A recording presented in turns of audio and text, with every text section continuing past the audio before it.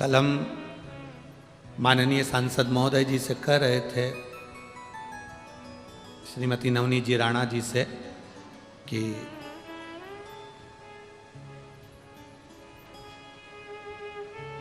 हमने कहा जी भाई, हनुमान चालीसा के चक्कर में 2 को जेल में डाला गया।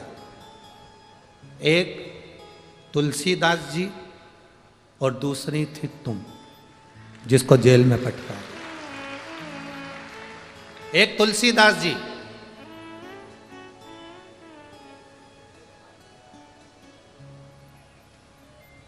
एक महिला गंगा के घाट पर तुलसी बाबा के सामने तुलसीदास जी रामचरितमानस लेकर बैठे हुए थे, पढ़ रहे थे। महिला रोती रोती वहां पहुंच गई। उसने कहा, बाबा मेरा पति, बाबा मेरा पति। बस उसने कहा मेरा पति, तुलसी बाबा के मुख से निकल गया, क्या चिंता करना, अखंड सौभाग्यवती। भाव वो कह रही है, मैं तो कहने वाली थी कि मेरा पति चले गए और आपने मुझे वर दे दिया, अखंड सौभाग्य। तुलसीदास जी कहे, ये तो राम जी ने मुंह से निकलवाया है, राम जी जाने। पति को ले जा रहे थे अंतिम संस्कार के लिए, नारी रुकी, तुलसीदास जी को देखा। नियम था, पहले का नियम था, पति को जब अंतिम संस्कार के लिए लेकर जाते थे तो पत्नी हाथ जोड़कर लाल चूनर पहनकर पीछे पीछे चलती थी, क्योंकि वो सती होती थी,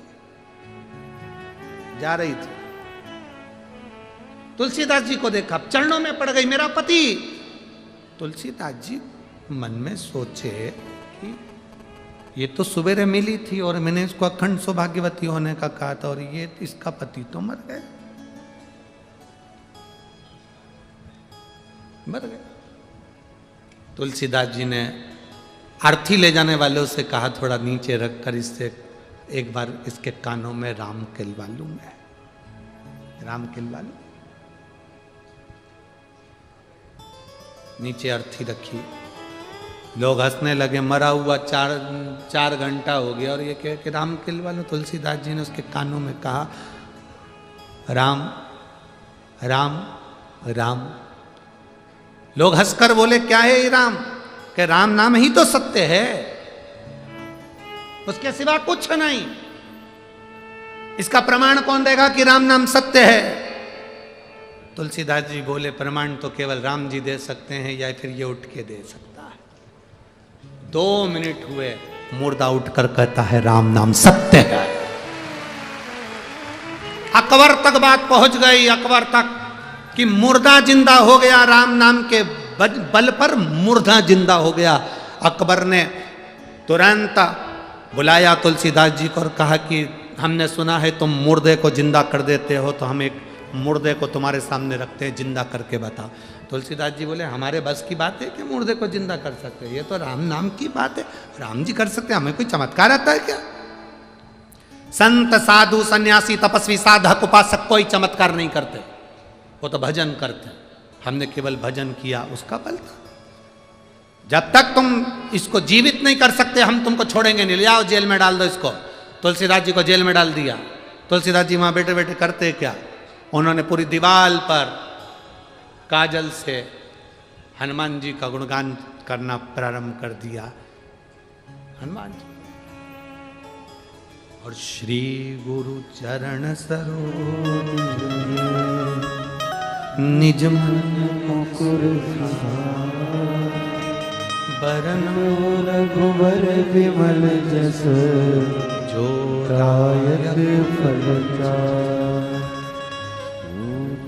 उन्होंने लिखना प्रारंभ करा, जो लिखा चौपाई पर चौपाई। जय हनुमान ज्ञान गुण सागर, जय कपीसति लोक उजागर। रामदूत अतुलित बल धामा, अंजनी पुत्र पवन सुत नामा। महावीर विक्रम बजरंगी, सुमति निवार सुमति के संगी। कंचन वरण विराज सुकेसा, कानन कुंडल कुंचित केसा। जैसे जैसे तुलसीदास जी लिखते जा रहे थे, अकबर के पास सूचना आ गई कि छत पर 2 बांदर आकर बैठ गए। 2 बंदर, भगा दो। सूचना मिली कि वो 4 हो गए, भगा दो। 8 हो गए, भगा दो। मालूम पड़ा कि अकबर के नगर में बंदर ही बंदर इकट्ठे हो गए। कोई दरवाजा बजाए, कोई सामान तोड़े, कोई फेंके, कोई बाग, कोई बगीचा।